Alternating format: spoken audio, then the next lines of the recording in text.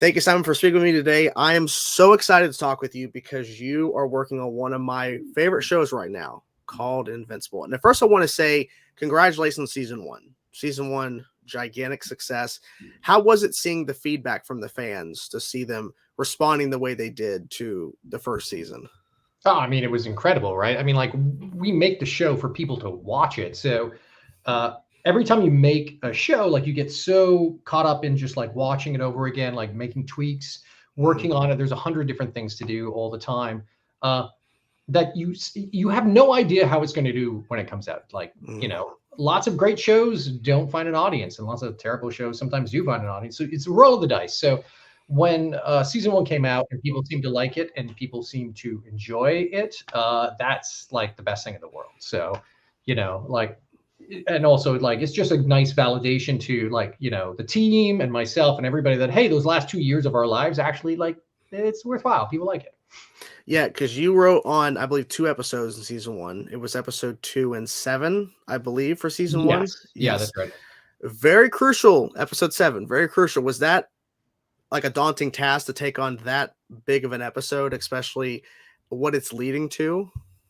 Yeah, episode 7 was actually a lot of fun to write. It was one of the easier scripts I've written for Invincible, because at that point, so sort of like 6, 7, and 8, those 3 episodes, I forget, but if you actually look at it, they kind of happen in like 24 hours. It's like very short time. Yeah, they're really tight. So the nice thing is 6 kind of keys everything off, and then 7 was really just like dealing with what has to happen next. Okay, well, Cecil would find out about this, then he would probably do this, and then Debbie would know, and then this would happen. So it was nice in that sense. Is it was always very clear what kind of things were going to happen next, and it was just again about finding like interesting ways to get those ready, and then to set up the final episode of the season, which is the big reveal. Was there some indicators, like things you had to hit, like beat wise, when you were going into that script for a 7, or was it like take your own interpretation of what you think was going to unfold? I know you guys are following closer to the Invincible comics.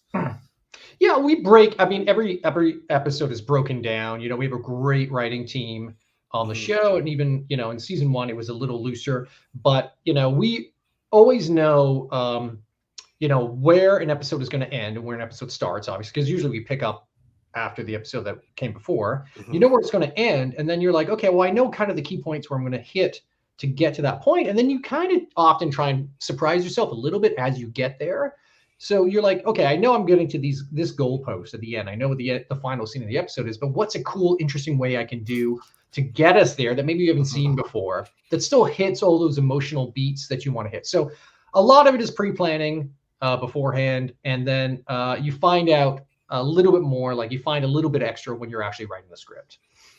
I was curious because now thinking more about what season 1 was and what season 2 has basically started to offer us, and I was curious, like, what is your favorite aspect in terms of writing? Is it more so about the character moments? Is it the like overall story narrative, or is it something more specific that you really enjoy writing? For me, the stuff I like to write in the show, and I'm very lucky, being, co-showrunning it with Robert and being the executive producer, I can kind of pick and choose the places that I want to do, the scenes that I want to do. I like big, juicy, emotional scenes. I like scenes where a character is breaking down, or our characters brought right to their breaking point, or I like, like emotional scenes of like, like 2 characters who hate each other meeting again for the first time. Like that's the kind of stuff that I find the most interesting. Like I like writing action and things like that, but to me, it's like the big emotional moments that are the most fun to write. And then the best thing about that is then you get to hear Sandra Oh or JK or Steven bring those to life in an incredible way, and just bring their own interpretation to your words. And that's the best part of the job, is seeing them take a scene that you imagine in your head and you write the words for, and then just take it and make it real. And usually like almost always with our crew, with our cast, in just an absolute incredible way. So, yeah. I'm curious, is there any interpretation for like improving when you're actually doing, or is it more so like sticking to the script and maybe we work? Because like you said, like once you have it in your head and then they start saying it, maybe there's something we'll click and go, let's try it. Let's try this. Let's try something else. Does that happen often? No, I wouldn't say super often, but it does happen. You know, some of our actors, like Jason Mantzoukas is a great example, Ben Schwartz, are talented improvisers and incredible comedians. And sometimes they have funnier roles, so they get to play a bit more with those lines, right? And get to like maybe kind of riff a little bit. Yeah. So I'm happy to let all of our actors play off script as we go through the process of like recording an episode. Even Sandra has, you know, we'll talk about the scene, we'll talk about lines, and she's like, well, I think it makes more sense if Debbie came at it like this. And we're like, that's a great idea. Let's do that. So it's less about like ad-libbing, and it's more about like making adjustments sometimes for the actors. And sometimes they have, obviously they bring, they embody the character, so they bring incredible ideas and interpretations to the scene as well. And it's about finding that middle ground sometimes and like what works. We usually always get it as written as well, just so we always have that base level of it.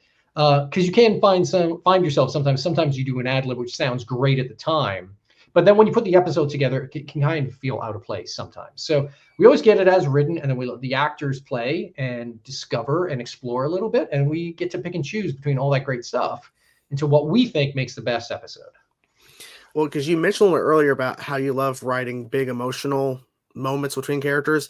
Well, then you really must have loved the season 2 premiere, because that it just hit me so hard, because it's been a while since season 1. We've had to wait for a while, and then I'm sitting there going, wow, they're not letting up on this, like the aftermath of what occurred at the end of season 1.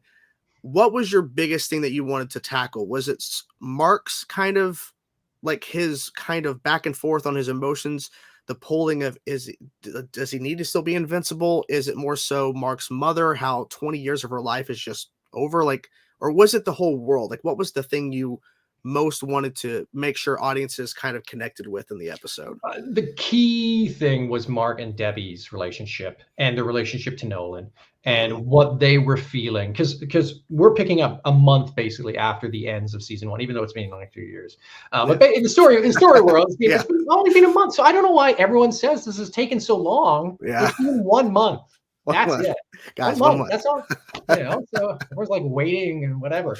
I wanted to make sure that everything that happened in season 1 is still fresh in our characters' minds, because it has only been a month. And I feel like to do anything else would be kind of dishonest with the story and dishonest to the audience, because, you know, everybody goes through tragedy in their lives, you know, at some point. Unfortunately, some of us have more and some of us have a little bit less, but everybody has those experiences, and often they do not go away in a month. You know, and they can last for years. And I feel like a betrayal and a tragedy of the scale of what happened at the end of 108, Mark and Debbie are going to be dealing with that for years.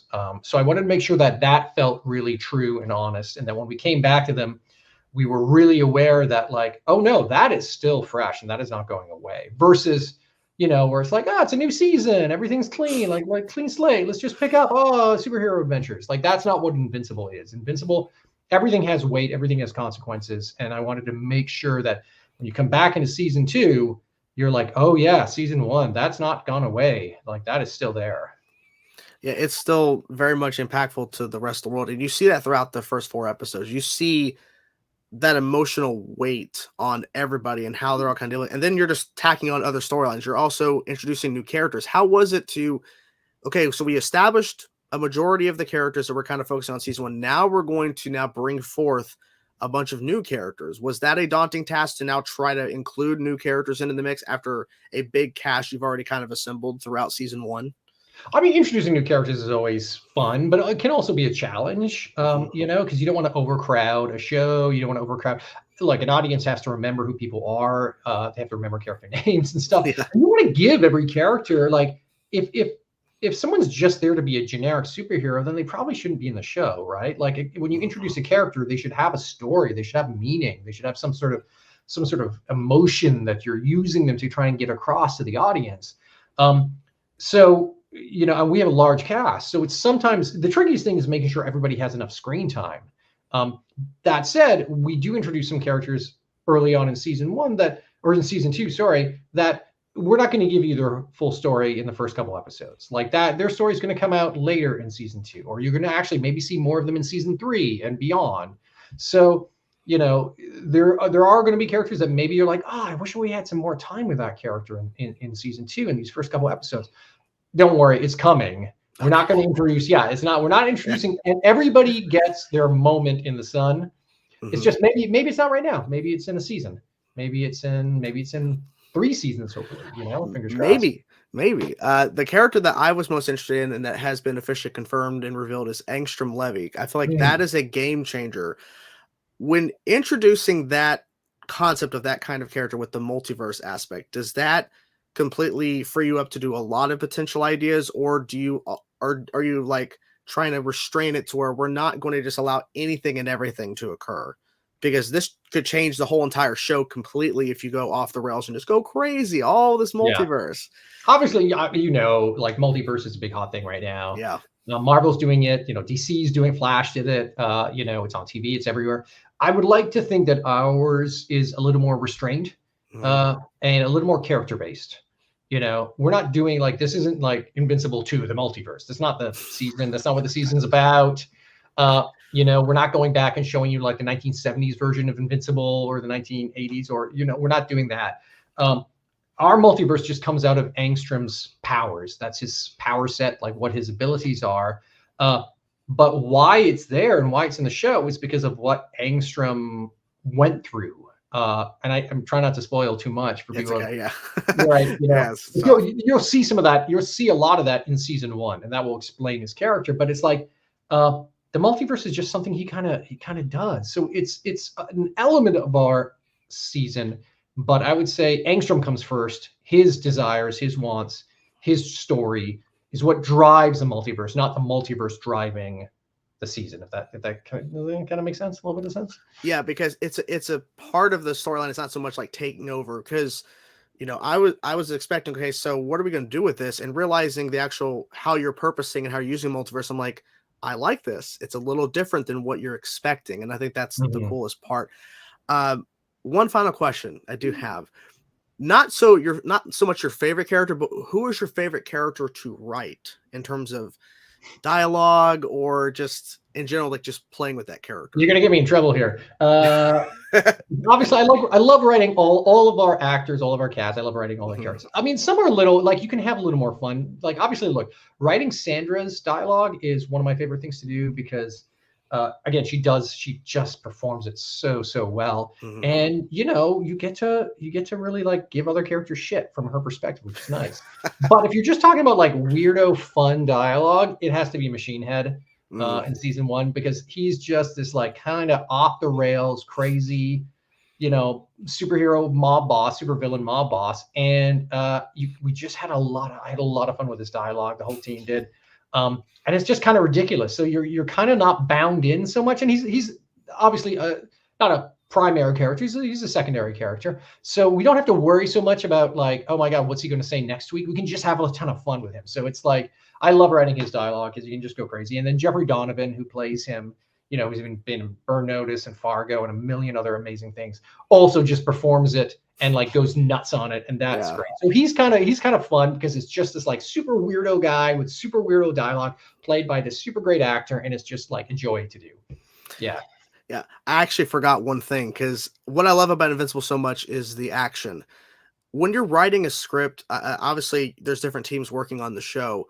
Do Mhm. you kind of coordinate with the actual animators in terms of like how do you write action? Like, do you like think of like how it's going to look, or do you have a generalized idea and they'll take it and kind of run with it, and you'll have your certain beats placed within it? How does that work?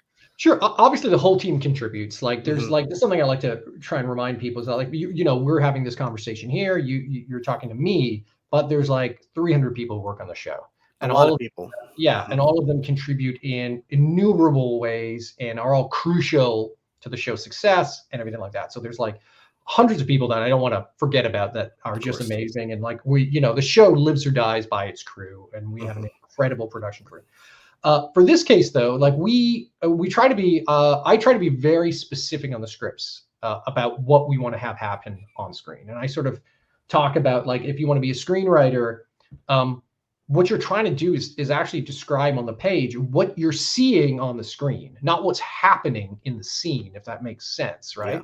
So you kind of imagine yourself watching the show and you're like, oh, and then this happens, and then this happens, and then this happens. So we try to be pretty specific, but then we have a lot of latitude also for our artists and our board artists and our directors and our designers to interpret that as well. So we try to give them a really good framework, because, it's cruel and awful. If we were just like, Invincible fights, Rampage, and it goes really poorly for Invincible and he gets knocked out.